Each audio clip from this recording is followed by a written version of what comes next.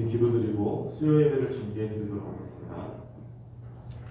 사랑에 충만하신 하나님 아버지, 우리의 예배 가운데 인자하여 주시고 우리가 하나님의 말씀에 귀를 기울일 수 있도록 인도하여 주옵소서. 모든 것을 예수님의 이름으로 기도드립니다. 아멘. 함께 이 시간 찬송가 347장 찬양하겠습니다. 찬송가 347장 함께 찬양합니다. 허락하신 새 땅에 들어가려면 맘의 준비를 하여 힘소리라세. 여호수아 본받아 앞으로 가세. 우리가 알쳐 쏟는 주의 품일세. 시험할 난당해도 낙심 말고서 맘의 걱정 버리고 빅소리라세. 여호수아 본받아 앞으로 가세. 우리가 알쳐 쏟는 주님 품일세. 앞서가신 예수님 바라보면서 모두 마음을 아파여 힘소리라세. 여호수아 본받아 앞으로 가세. 우리가 알쳐 쏟는 주님 품일세. 일할 곳이 아직도 많이 있으니 담대하게 나가서 힘소리나세. 여호수아 본받아 앞으로 가세. 우리가 알쳐 쏟는 주님 품일세. 네, 함께 찬송가 85장 찬양하겠습니다. 찬송가 85장 구주를 생각만 해도 이렇게 좋거든. 함께 찬양합니다.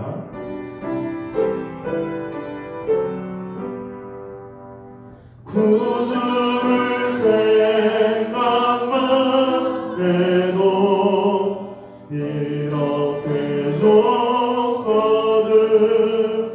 주 얼굴 배울 때야 얼마나 좋으랴. 만민의 구주 예수의 귀하신 이름은 천지에 있는 이름 중 비할 데 없도다. 자매게 하는 자에게 소망이 되시고 구하고 찾는 자에게 기쁨이 되신다. 예수의 닮은 사랑을 어찌다 말하랴. 주 사랑받은 사람만 그 사랑 알도다. 사랑의 우주 예수여 내 기쁨 되시고 이제로부터 영원히 영광이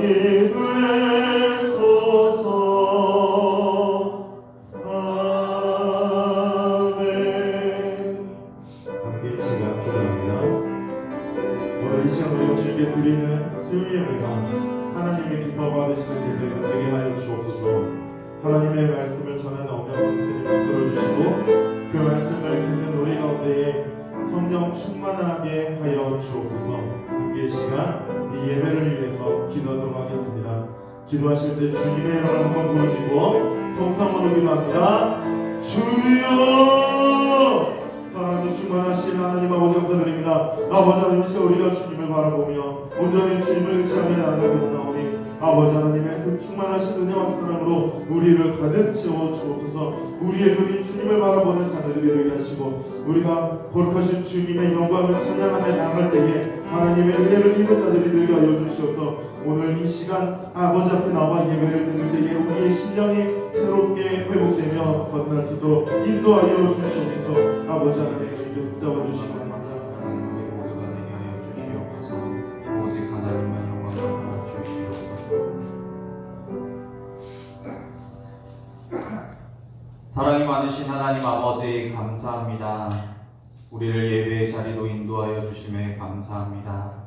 우리가 날마다 하나님만 찬양하고 하나님만 생각하며 살아가는 우리 모두가 되게 하여 주옵소서.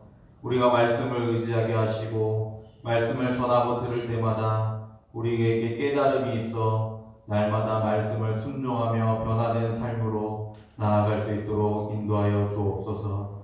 모든 것에 감사드리며 예수님의 이름으로 기도하옵나이다. 아멘.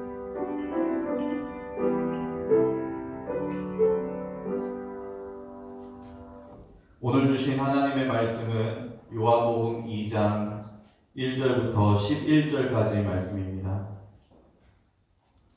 신약성경 144페이지에 요한복음 2장 1절부터 11절까지 말씀을 제가 읽어드리겠습니다.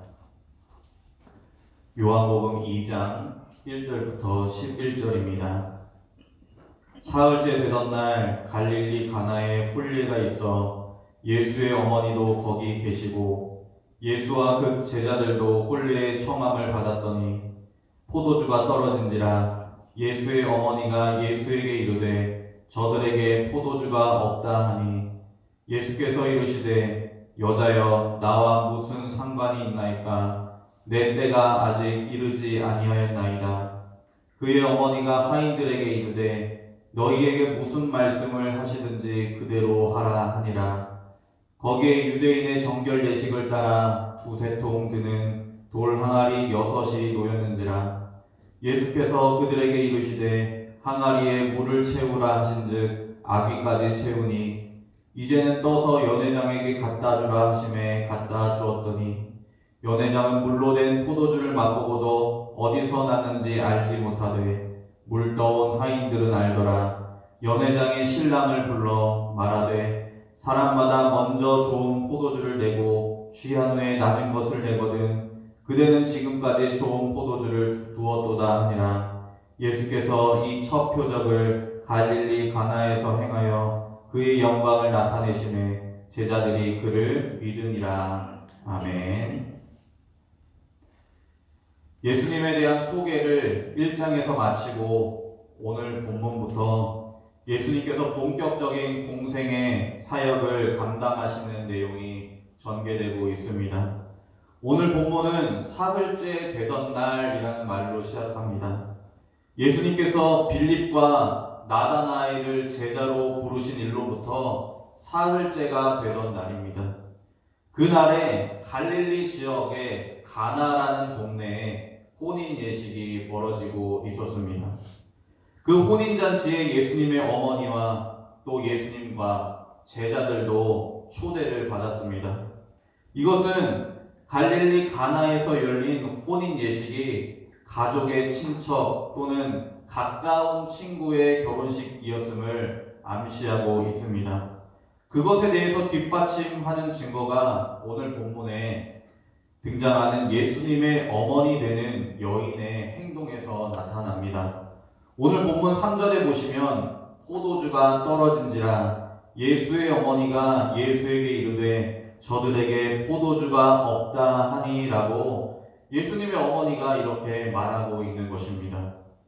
혼인 예식에 포도주가 떨어졌고 또 그 문제에 대해서 예수님의 어머니가 어느 정도 책임을 지고 해결하려는 모습이 나타나고 있기 때문입니다. 그렇다면 왜 예수님의 어머니는 혼인잔치에 포도주가 떨어진 것에 대해서 걱정을 하고 왜 직접 해결하려고 했을까요? 그것은 유대인의 혼인 예식의 특성과 연관이 깊습니다. 당시 이스라엘은 로마의 지배를 받고 있었지만 로마식 혼인 예식과는 차이가 있었습니다. 로마식 결혼은 유대식 결혼보다 공식적이지 않았습니다. 하객들이 와도 그만, 안 와도 그만인 결혼식이 바로 로마식 결혼이었고 유대식 결혼은 공식적인 행사였습니다. 참석한 손님들은 사회적으로 연관이 있는 사람들이 많고 또 가족의 재산의 규모에 따라 크게는 마을 전체가 하객으로 초대받는 일이 있었습니다. 더 놀라운 것은 혼인하는 가족을 싫어하는 사람도 혼인잔치에 의무적으로 참석해야 할 정도로 유대식 결혼은 사회적으로 발달한 사회적인 행사였습니다. 포도주가 떨어진 것에 대해서 해결하려는 예수님의 어머니는 혼인 예식을 주관하는 주최 측이랑 가까운 관계여서 초대받았을 가능성이 있습니다. 그렇지만 예수님이 제자들과 함께 초대를 받은 것은 조금 더 넓게 생각해 보아야 합니다. 예수님과 제자들 역시 혼인 예식 주최 측과 관계가 가까워서 초대를 받았을 수도 있고 또 두 번째 가능성은 예수님의 사회적인 지위 상승으로 인해서 초대를 받았을 수도 있다라는 것입니다. 예수님은 그 당시에 제자들을 이제 거느리고 다닐 만큼 대중적인 교사로서 명성이 높아지려고 하던 시점이었기 때문에 예수님께서 사회적인 지위 상승으로 초대를 받았을 것이다 라는 가능성이 제기되고 있는 것입니다. 그만큼 유대식 결혼은 많은 사람들이 참여하는 사회성이 짙은 행사였던 것입니다. 또 유대식 결혼 예식은 축제로 즐겼습니다. 유대인들은 혼인잔치에서 보다 더 흥겹게 축하할 것을 강조했던 것입니다. 유대인들에게 혼인잔치 축제는 종교적인 의무를 면제시켜줄 정도로 중요한 행사였습니다. 유대인 남성들이 필수적으로 지켜야 하는 초막절과 같은 종교적인 의무들을 신랑과 하객들에게 면제시켜주자는 랍비들의 의견이 그 당시에 있었던 것입니다. 그리고 또 유대식 혼인잔치는 7일 동안 길게 이어질 만큼 엄청난 규모의 축제로 진행되었습니다. 신랑과 신부의 친구들은 새로운 가정이 출발한다는 기쁨을 함께 나누기 위해서 일도 하지 않고 그 기간 내내 혼인 예식에 남아 있었던 것입니다. 이 7일의 기간 동안 나중에 도착하는 사람들이 있으면 그들을 위해서 대접을 하는 그런 문화가 유대인들에게 있었던 것입니다. 오늘 본문의 정황상 예수님이 혼인 예식에 참석하실 때 포도주가 떨어진 것으로 보아서 예수님은 혼인 예식 첫날에 참석하신 것이 아님을 알 수 있었던 것입니다.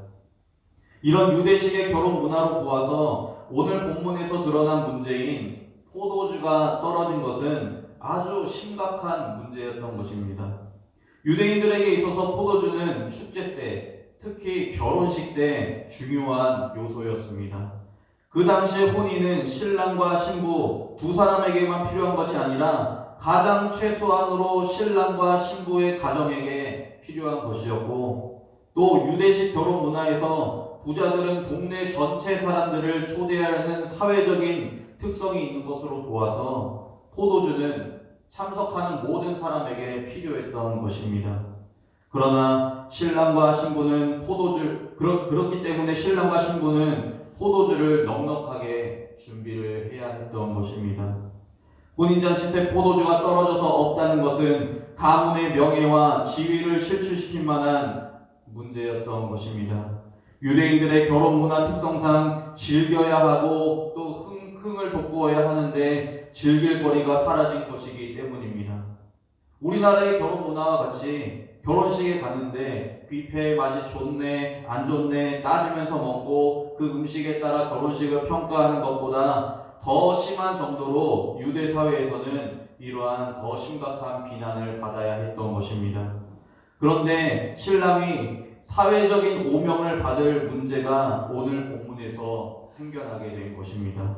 상황은 점점 긴박해져만 갔습니다. 포도주는 아예 없습니다. 결혼식 하객들은 밤 늦게까지 포도주를 마시는 문화로 인해서 예상되는 소비량에 따라 포도주에 물을 섞어서 내기도 하고 맛이 떨어진 포도주를 내놓았음에도 불구하고 모자랐던 것입니다. 유대 문화에서는 결혼식 때 음식을 남겨두는 것이 관습이었는데 또 결코 음식이 모자랄 수 있는 지경까지 가지 않도록 넉넉하게 준비해야만 하는 관습이 있었는데 오늘 본문에서 가장 중요한 포도주가 떨어지게 된 것입니다.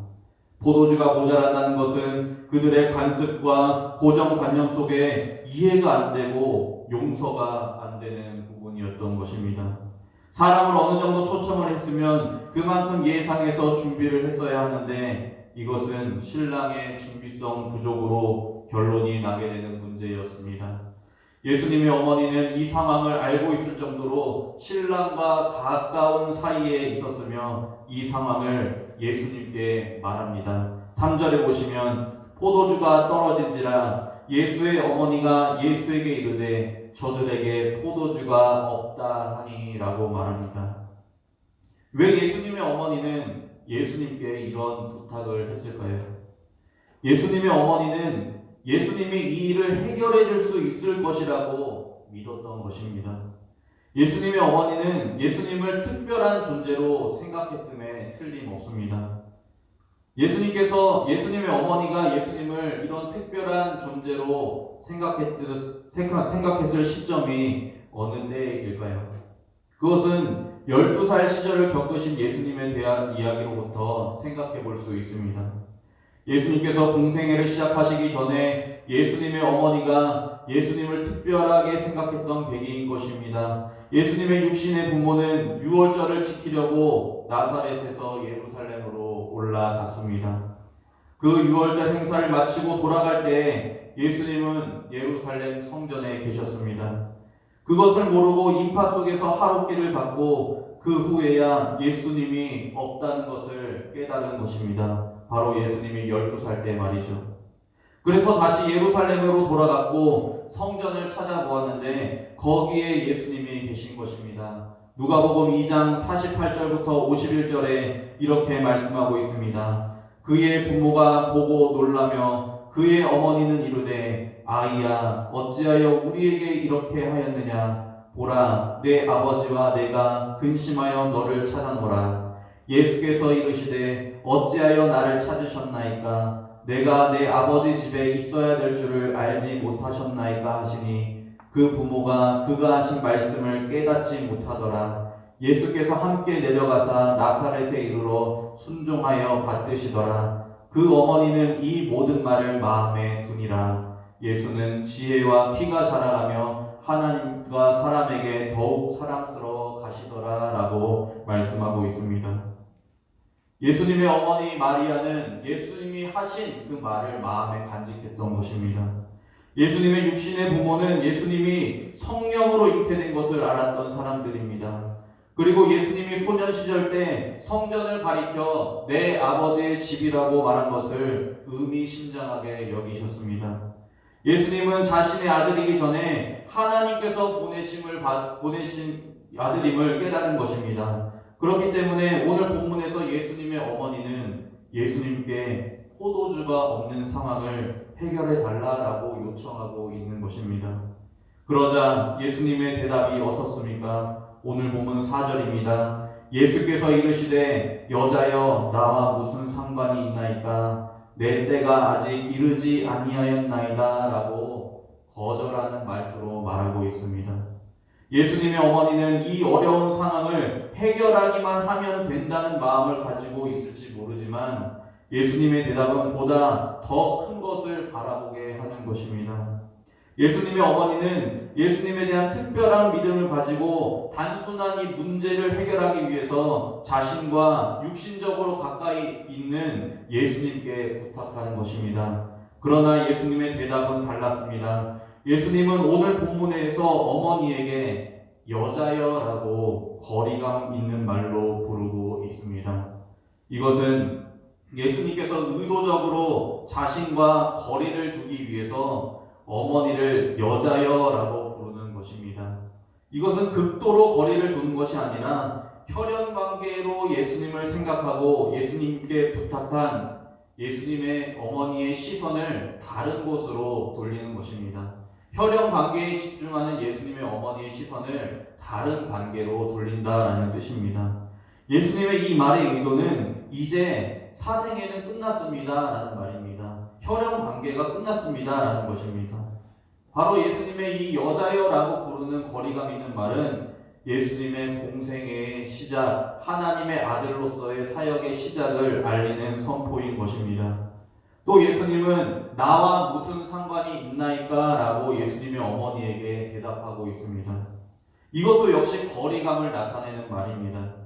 이 말은 복음서에서 보면 귀신들이 예수님을 피하거나 거리감을 나타낼 때 사용된 표현입니다. 귀신들은 말합니다. 나사렛 예수여, 우리가 당신과 무슨 상관이 있나이까? 라고 종종 말했던 표현인 것입니다. 그런데 예수님은 이 표현을 어머니에게 사용하시면서 혈연 관계에 대한 거리감을 나타내십니다. 그리고 이 표적으로 자신이 치르게 될 대가인 십자가로 가는 길임을 이해하지 못하는 어머니에게 예수님께서 이 말씀을 하신 것입니다.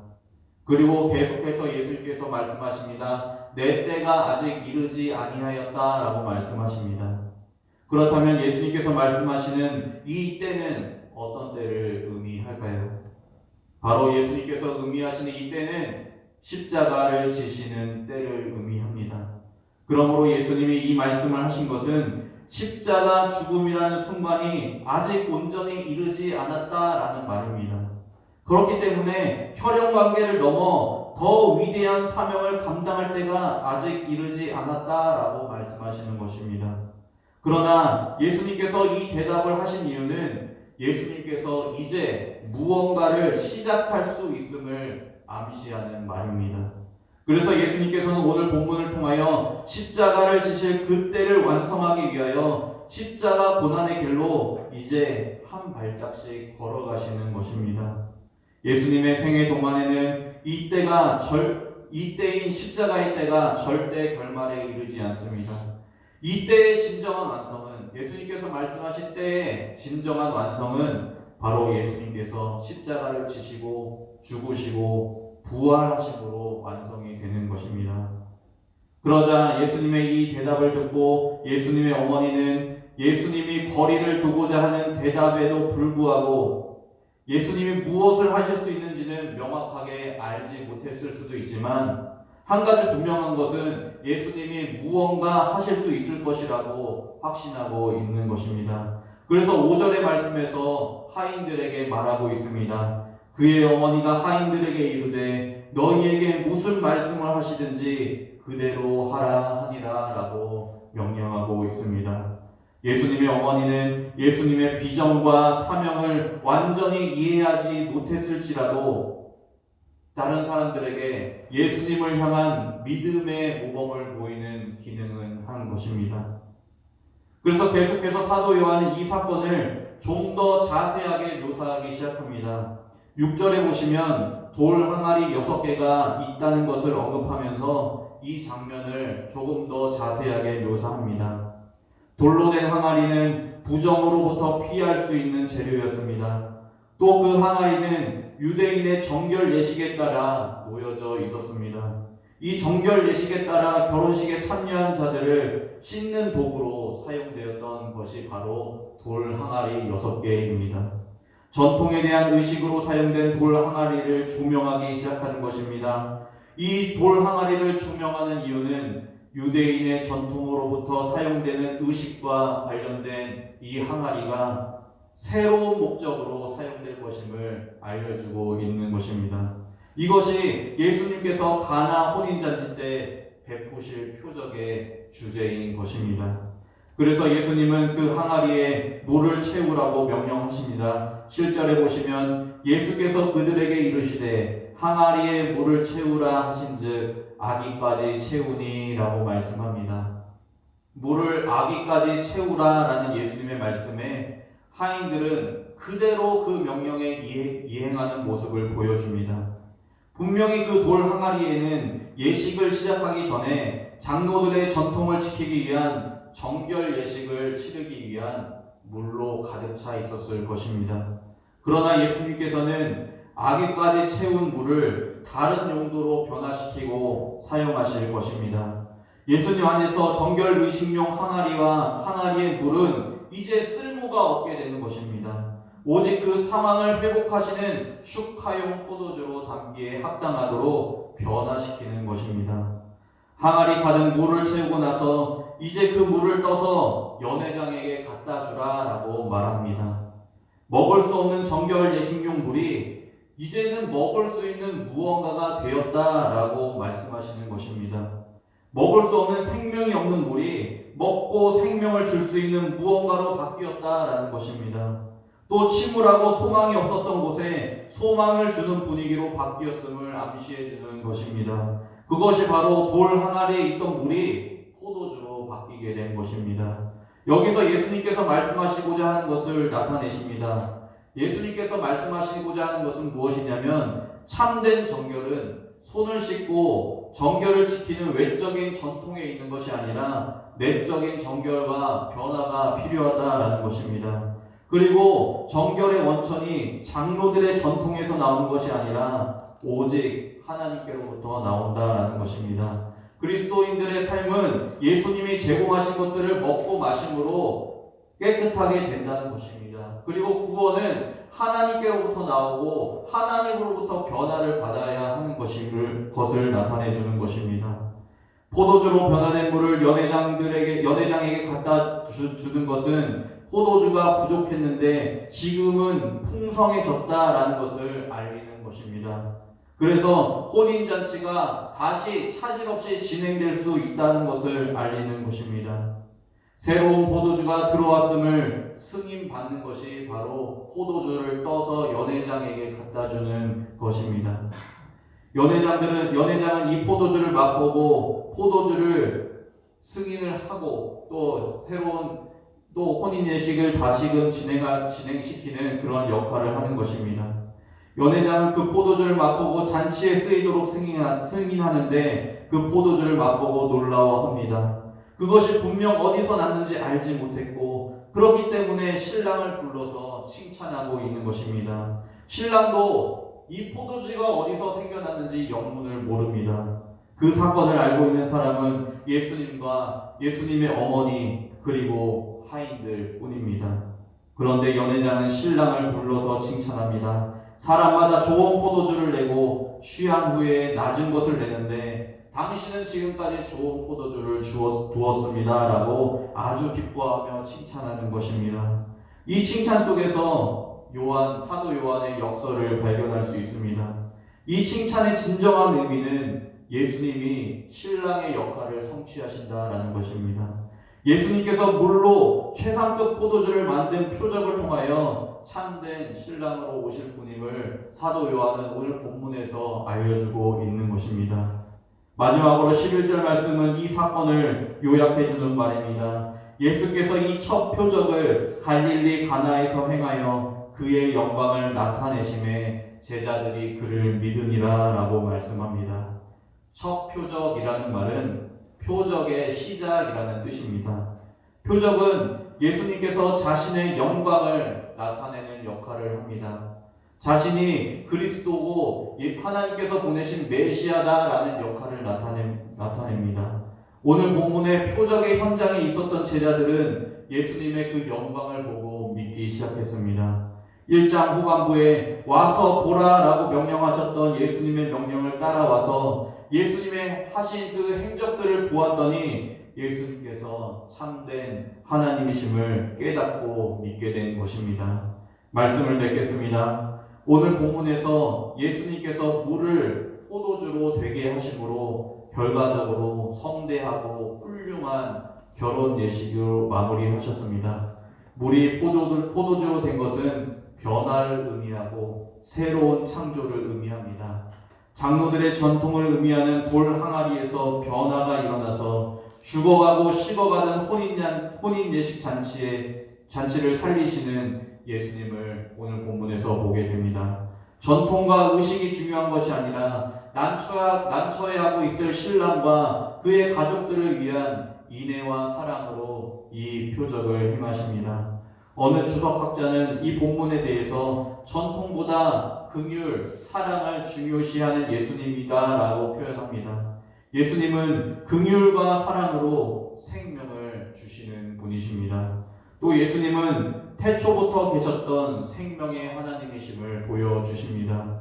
정결 예식용 항아리에 물을 채웠다는 것은 먹을 수 없고 오로지 씻어야만 하는 전통의 물임을 나타내 줍니다. 그러나 예수님께서 그 물을 먹을 수 있는 것으로 바꾸셨습니다. 이것은 변화를 나타내며 참된 변화는 곧 예수님께로부터 나온다는 것을 알려주시기 위한 것입니다. 우리가 온전히 변화될 수 있는 것은 예수님의 십자가 보혈로 변화되는 것입니다. 그것을 알려주시기 위해서 또 십자가의 길로 가시기 위해서 예수님께서는 오늘 본문에서 이 표적을 보여주기를 시작하신 것입니다. 우리 모두가 예수님으로 인해 변화를 누리기를 소망합니다. 예수님의 복음으로 우리가 변화를 받습니다. 우리가 예수님으로 인해 변화된 삶을 살아서 날마다 예수님과 함께하며 축복의 잔치를 누리시기를 예수님의 이름으로 간절히 소망합니다. 이 시간 기도하겠습니다. 사랑이 많으신 하나님 아버지, 우리에게 말씀을 더하여 주심에 감사합니다. 물을 포도주로 바꾸시고 죽었던 장치에 생명을 부어주시는 예수님을 우리가 깨닫습니다. 또 그 예수님을 우리가 믿고 따르기 원합니다.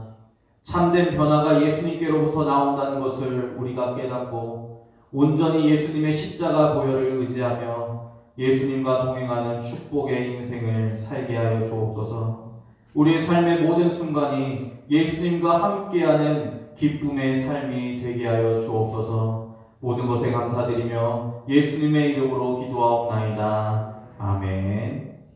찬송가 285장 주의 말씀 받은 그날 우리 찬양하시고 주기도문으로 수요 예배를 마치겠습니다.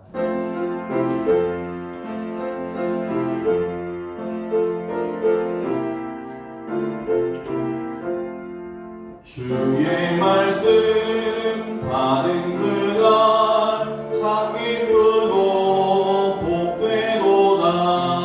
이 기쁜 맘 못 이겨서 온 세상에 전하노라. 기쁜 날 주 나의 죄 다 씻은 날 늘 되어서 기도하고 늘 기쁘게 살아가리. 기쁜 날 주 나의 죄 다 씻은 날 이 좋은 날 내 천한 몸 새 사람이 되었으니 이 몸과 마음 다 바쳐서 영광의 주 늘 섬기리. 기쁜 날 주 나의 죄 다 씻은 날 늘 깨어서 기도하고 늘 기쁘게 살아가리. 기쁜 날 주 나의 죄 다 씻은 날 새 사람 된 그날부터 평안한 맘 늘 있어서 이 복된 말 전하는 일 나의 본분 삼았도다. 기쁜 날 주 나의 죄 다 씻은 날 늘 되어서